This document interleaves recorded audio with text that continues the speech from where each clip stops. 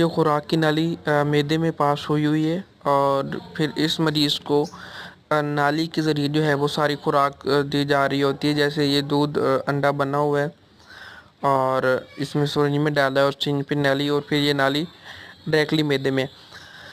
अच्छा, ख्याल ये करना चाहिए, मैं हमेशा एक बात कहता हूँ कि जब भी नाली के ज़रिए खुराक देनी है, जैसे हमने इस मरीज़ को बिठाया हुआ है तकरीबन, तो बिठा के खुराक देनी है, कभी भी लिटा के खुराक नहीं देनी। जब भी आप लिटा के खुराक देंगे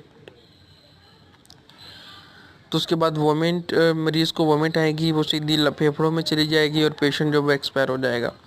इनके साथ भी कुछ ऐसा ही हुआ है।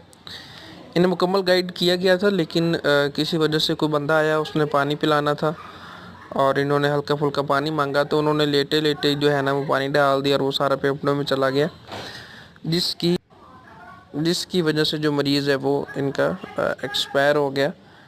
अल्लाह ताला जो है वो सब्र जमील अता फरमाए और सबकी केयर करे। सारे मामलात जो हैं, अल्लाह ताला आपके वालिदैन को इस तरह की बीमारी और दिनों से बचाए, ये दिन किसी को भी ना देखने पड़े।